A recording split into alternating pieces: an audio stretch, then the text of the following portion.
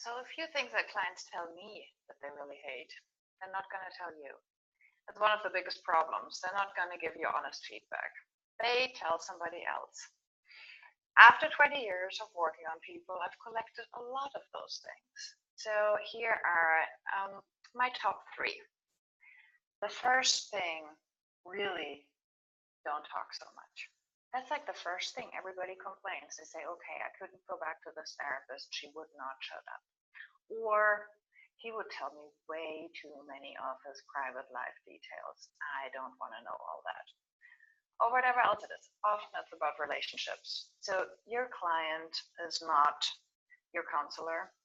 Keep that in mind. Whenever you want to share something, just do this mental little exercise. Do I want to say this because I love telling my story? Or do I want to say this because I think it's helpful to the client? That alone really helps you. And believe me, I trip up with this enough myself, especially if I have a good connection to the client. I actually really enjoy talking to them. That is a red flag. The more I enjoy talking to them, the more I'm likely to just go off, and then I treat it as if I'm sitting down with a friend for coffee.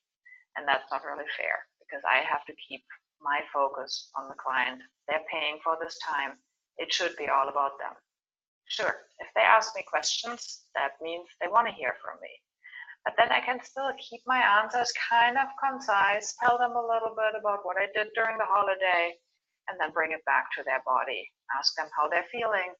If they were asking me about holidays and weekend plans, I can really easily turn that around. I give them an answer, a few sentences, and then I'll just ask them what they did and how their body felt.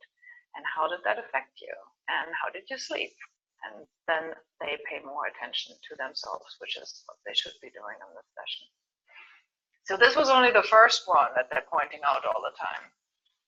The second one is scheduling issues. And scheduling issues can get so bad. That is really the main reason why people don't go back to a certain therapist. They might love the work and they might personally really like their therapist.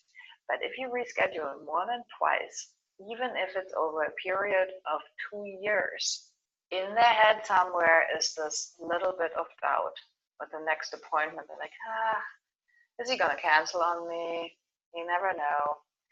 So really keep it for the absolute emergency.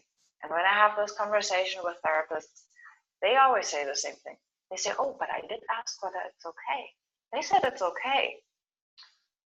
You really, really think that if somebody called you and they're saying, listen, you have this appointment with me, but I had something come up and it would be a lot easier for me if we can reschedule it. I mean, would you really say, no, I want you to come to work? You're going to say, oh, okay. But somewhere in your head, you're like, oh, something came up. You got something better to do, right? If it's some elaborate story about the emergency that happened, somewhere in your head you think, oh, that person always has drama. So either way, try not to reschedule. People hate it. They really hate it. It's better to come to work when you're feeling really shitty. Just rally yourself, spend all the time in bed until you absolutely have to get up, get a shower, get yourself ready, put your game face on, deal with it, then go home and fall back into bed. I know this is not the popular thing. I know everybody else tells you, honor your body, take care of yourself. But no, if you want to be successful in this business, you got to show up for your clients. That's just the way it is. And it's hard to swallow, but it's the truth. The third thing, that is about technique. That is actually about the work. The people who really annoy their clients the most where it's about technique are the ones who think they know it all. They're usually the ones who get a lot of good feedback from some of their clients. Like, oh my God, you're the best therapist ever. I've never had anybody work on me like you did. I have had massages all over the world and you are the best. These things get into our heads and it's amazing to hear it and we all soak it up. What you have to keep in mind is that you don't hear from the ones who aren't happy with your work. And especially if you're well known for work that's kind of uncomfortable, that might get a little deep, that has a lot of therapeutic value, Sometimes with one session, you fix all their problems, you get all their range of motion back. Ta-da! It's amazing. Keep in mind, you don't hear from the ones who you hurt. You don't hear from the ones who were seriously unhappy, especially if you're very confident about your work. So the better you are, the more you have to ask for honest feedback. The better your techniques and your skills, the more you really have to tell clients, I might be the expert on this work, but you're the expert on your body. And you have to tell me if this feels seriously uncomfortable. Because a lot of us are hurting people.